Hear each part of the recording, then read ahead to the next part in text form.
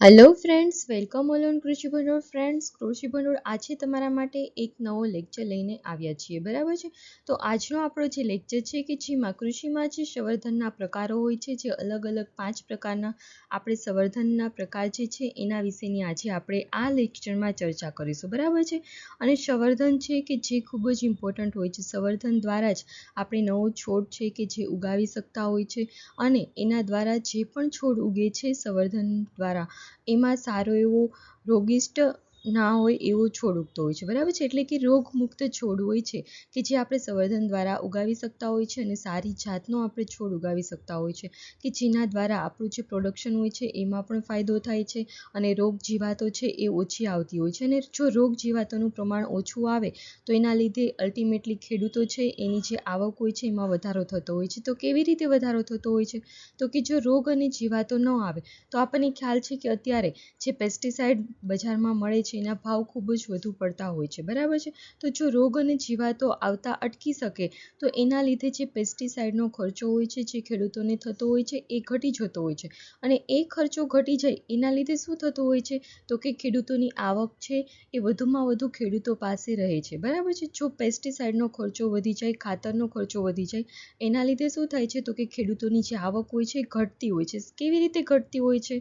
તો કે આપણે ફોર એક્ઝામ્પલ 1 લાખની આવક થઈ છે, બરાબર છે.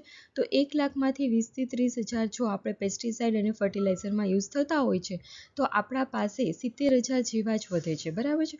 પણ તો જો પેસ્ટિસાઇડ અને ફર્ટિલાઇઝરનો ખર્ચો ઓછો થઈ જાય, મોસ્ટલી તો પેસ્ટિસાઇડનો, તો આપણને આવક છે એ જે 70,000 આપણને નેટ મળતા હતા એની જગ્યાએ વધુ આપણને મળે છે, બરાબર છે. માટે કૃષિમાં આજે સંવર્ધનના અલગ અલગ જે પ્રકારો છે એ ખૂબ જ ઇમ્પોર્ટન્ટ હોય છે, બરાબર છે. અને અત્યારે આપણને ખ્યાલ છે મેઇનલી જો કે ટિશ્યુ કલ્ચર કે જેના દ્વારા સૌથી વધુ આપણે કેળ છે કે જેનું ઉત્પાદન કરતા હોઈએ છીએ, બરાબર છે. અને ટિશ્યુ કલ્ચર છે એ અત્યારે ખૂબ પ્રચલિત પણ, જેવી રીતના અલગ આપણે જે સંવર્ધનની પ્રકાર છે એના વિશેની 1 બાય 1 આપણે ચર્ચા કરીશું. ઓકે, તો ફ્રેન્ડ્સ, આજનો આપણે લેક્ચર સ્ટાર્ટ કરીએ એની પહેલાં તમે આપણી ચેનલ કૃષિ ભંડોળ છે એને લાઇક કરો, શેર કરો અને સબસ્ક્રાઈબ કરો. ઓકે, તો ચલો સ્ટાર્ટ કરીએ આજનો આપણો લેક્ચરનો ફર્સ્ટ ટોપિક. ઓકે, તો આપણો ફર્સ્ટ ટોપિક છે પેશી સંવર્ધન, બરાબર છે. સંવર્ધનના અલગ અલગ જે પ્રકારો છે એમાં આપણો પહેલો પ્રકાર છે પેશી સંવર્ધન, બરાબર છે. તો પેશી સંવર્ધન છે એ શું હોય છે? તો કે જે છોડ હોય છે આપણું એના કોઈ પણ કોષ, પેશી અથવા તો છોડના કોઈ ચોક્કસ ભાગને જરૂરિયાત મુજબ જે પોષક દ્રવ્યો વાળું જે માધ્યમ હોય છે એમાં ઉગાડવામાં આવતું હોય છે, બરાબર છે. અને તેમાંથી આપણે નવો છોડ બનાવતા હોઈએ છીએ કે જેને આપણે પેશી સંવર્ધન કહીએ છીએ, બરાબર છે.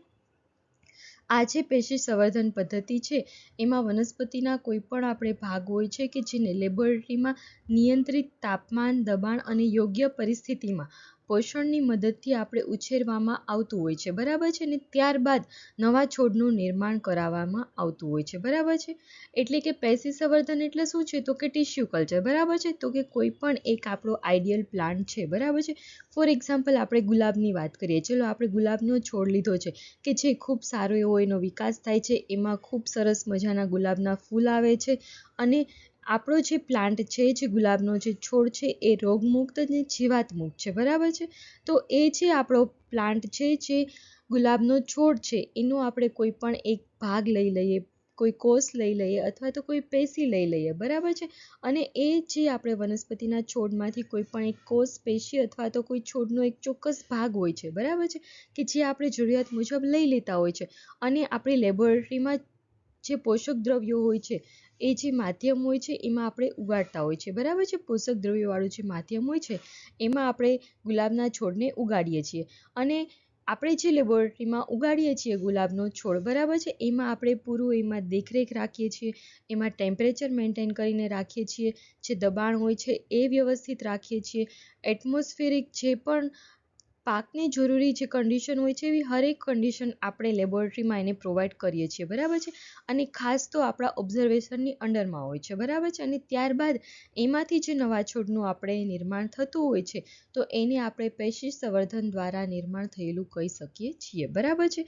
અને આ જે આપણો હોય છે, આપણે જે લેબોરેટરીમાં જે જીવંત કોષ રાખીએ છીએ એને 26 થી 28 અંશ સેલ્સિયસ તાપમાન હોય છે એ તાપમાનોમાં આપણે મોસ્ટલી રાખવામાં આવતું હોય છે, બરાબર છે.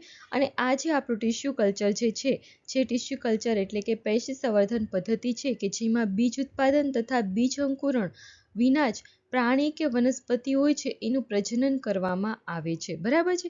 આપણે સામાન્ય રીતે પ્રજનન કેવી રીતે થતું હોય છે તો કે બીજ દ્વારા અને બીજનું અંકુરણ થાય ત્યારબાદ પ્રજનન થતું હોય છે, બરાબર છે. પરંતુ અહીંયા ટિશ્યુ કલ્ચર જે આપણી પદ્ધતિ છે એમાં બીજ ઉત્પાદન અને બીજનું અંકુરણ થાય એના વિના જ આપણે પ્રજનન થતું હોય છે, બરાબર છે. તો એને આપણે પેશી સંવર્ધન તરીકે ઓળખીએ છીએ, બરાબર છે. અને ઘણા એવા પાકો છે કે જેમાં પેશી સંવર્ધન છે, ટિશ્યુ કલ્ચર છે કે જે ખૂબ સારા એવા પ્રમાણમાં વિકસિત થયેલું છે, બરાબર છે. તો ફોર એક્ઝામ્પલ મેં તમને અગાઉ જ જણાવ્યું હતું એમ કેળાનો પાક છે, ત્યારબાદ છે પપૈયા છે, એના સિવાય પણ ઘણા પાકો છે, બરાબર છે.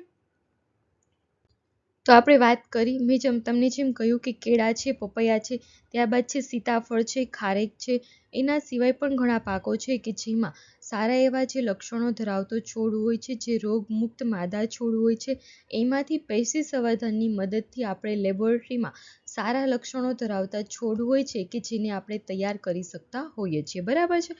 તો હવે આપણે વાત કરીએ ટિશ્યુ કલ્ચરના ફાયદા એટલે કે પેશી સંવર્ધનના ફાયદાઓ શું છે. તો મેં તમને જેમ જણાવ્યું તેમ કે આપણે જે એક આઈડિયલ પ્લાન્ટ લીધો હોય છે, રોગમુક્ત જે છોડ હોય છે એમના દ્વારા જ આપણે નવો જે છોડ ઉત્પન્ન કરીએ છીએ એ પણ રોગમુક્ત હોય છે, બરાબર છે.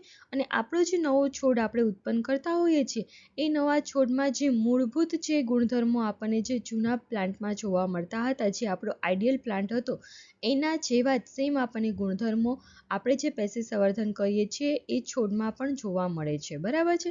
અને આપણો જે નવો છોડ છે પેશી સંવર્ધનવાળો, બરાબર છે, તો એ સક્ષમ અને તંદુરસ્ત હોય છે, બરાબર છે. એટલે કે જે છોડ હોય છે એ કંઈ પણ રોગ જીવાત હોય છે એ આવે નહીં અને એના ઉપર અસર ના કરે એ માટે એ સક્ષમ હોય છે, બરાબર છે. અને આપણો જે નવો છોડ હોય છે, જે પેશી સંવર્ધનવાળો છોડ હોય છે, એની વૃદ્ધિ હોય છે એ ઝડપથી થતી હોય છે, બરાબર છે. અને આપણો જે છોડ હોય છે કંઈ એવા જીનેટિક કેરેક્ટરિસ્ટિક જે ધરાવે છે એવો આપણે છોડ હોય છે એની જાળવણી કરવા માટે પણ પેશી સંવર્ધન છે એ ખૂબ ઉપયોગી હોય છે, ઓકે. ત્યારબાદ આપણું નેક્સ્ટ ભ્રૂણ સંવર્ધન, બરાબર છે. ભ્રૂણ સંવર્ધન એટલે કે એમ્બ્રિયો કલ્ચર તરીકે પણ આપણે ભ્રૂણ સંવર્ધનને ઓળખીએ છીએ, બરાબર છે.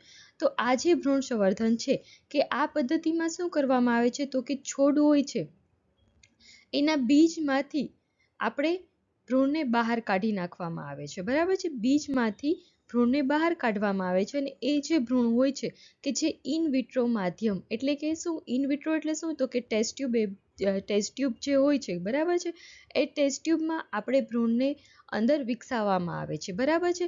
અને એના દ્વારા જે છોડ ઉત્પન્ન થતો હોય છે એને આપણે ભ્રૂણ સંવર્ધન કહેવામાં આવે છે, બરાબર છે. અને આ જે ભ્રૂણ સંવર્ધન થતો હોય છે એના દ્વારા જે રોગપ્રતિકારક શક્તિ ધરાવતા નવા છોડ હોય છે કે જે આપણે ડેવલપ કરી શકતા હોઈએ છીએ, બરાબર છે. એટલે ભ્રૂણ સંવર્ધનમાં શું છે, ઇન શોર્ટ તમારે એટલું જ યાદ રાખવાનું છે કે ભ્રૂણ સંવર્ધનમાં એટલે કે જે ટેસ્ટ ટ્યુબ હોય છે, બરાબર છે, એની અંદર આપણે કોઈ પણ બીજ હોય છે એના ભ્રૂણ એટલે કે એના એમ્બ્રિયો છે કે જેને બહાર કાઢીને આપણે ટેસ્ટ ટ્યુબની અંદર ડેવલપ કરવામાં આવે છે, બરાબર છે. અને ત્યારબાદ એમાંથી બીજાંકુરણ થતું હોય છે અને છોડ હોય છે એ વિકસિત થતો હોય છે, બરાબર છે. અને એ છોડ વિકસિત થઈ છે ત્યારબાદ આપણે એને જે ફાર્મ હોય છે, જે નર્સરી હોય છે એમાં ટ્રાન્સપ્લાન્ટ કરતા હોઈએ છીએ, ઓકે. તો આપણે વાત કરી ભ્રૂણ સંવર્ધનની, ઓકે. આગળ આપણે વાત કરીએ વર્ધનશીલ સંવર્ધન, બરાબર છે. તો આ જે વર્ધનશીલ સંવર્ધન છે તો આ પ્રકારનું જે સંવર્ધન હોય છે એમાં શું હોય છે તો કે અપરિપક્વ જે બીજ હોય છે એને ઇન વિટ્રો માધ્યમમાં માઇક્રો પ્રોપેગેશન જે પદ્ધતિ હોય છે એના દ્વારા આપણે વાયરસ મુક્ત છોડ હોય છે કે જે વિકસાવવામાં આવતો હોય છે, બરાબર છે. એટલે કે વર્ધનશીલ આપણું જે સંવર્ધન છે વર્ધનશીલ, બરાબર છે, એમાં શું કરવામાં આવે છે કે ઘણા બીજ એવા હોય છે કે જે અપરિપક્વ હોય છે, બરાબર છે. તો એ અપરિપક્વ જે બીજ હોય છે એને આપણે ટેસ્ટ ટ્યુબમાં અંદર માધ્યમ આખું કલ્ચર ડેવલપ કરેલું હોય છે, બરાબર છે. એ કલ્ચરમાં આપણે એને ઉગાડવાનો હોય છે, પણ કેવી રીતે તો કે માઇક્રો પ્રોપેગેશન જે પદ્ધતિ હોય છે એના દ્વારા ઉગાવવામાં આવતો હોય છે, બરાબર છે. અને આ જે વર્ધનશીલ આપણી જે સંવર્ધન છે એનું મુખ્ય એમ શું છે તો કે વાયરસ મુક્ત જે છોડ હોય છે એને ઉત્પન્ન કરવો, બરાબર છે. તો વાયરસ મુક્ત છોડને ઉત્પન્ન કરવા માટે, છોડને ઉગાડવા માટે આપણે વર્ધનશીલ સંવર્ધન છે એ ખૂબ જ ઉપયોગી હોય છે, બરાબર છે. ત્યારબાદ નેક્સ્ટ પરાગ સંવર્ધન. પરાગ સંવર્ધન એટલે શું છે? એટલે કે એન્થર અથવા તો પોલન કલ્ચર, બરાબર છે. તો આપણું આ જે પરાગ સંવર્ધન પદ્ધતિ છે કે જેમાં આપણે કૃત્રિમ રીતે તૈયાર કરેલ હોય છે, બરાબર છે, કે જે રોગ પ્રતિકારક શક્તિ ધરાવતો છોડ હોય છે, બરાબર છે. એમાંથી આપણે પુંકેસર અથવા તો અન્ય છોડનું કોઈ સ્ત્રીકેસર હોય છે એના પર આપણે આરોપિત કરવાની અને નવો છોડ આપણે વિકસાવવામાં આવતો હોય છે, બરાબર છે. તો એને આપણે એન્થર કલ્ચર અથવા પોલન કલ્ચર અથવા તો પરાગ સંવર્ધન તરીકે ઓળખતા હોઈએ છીએ, બરાબર છે.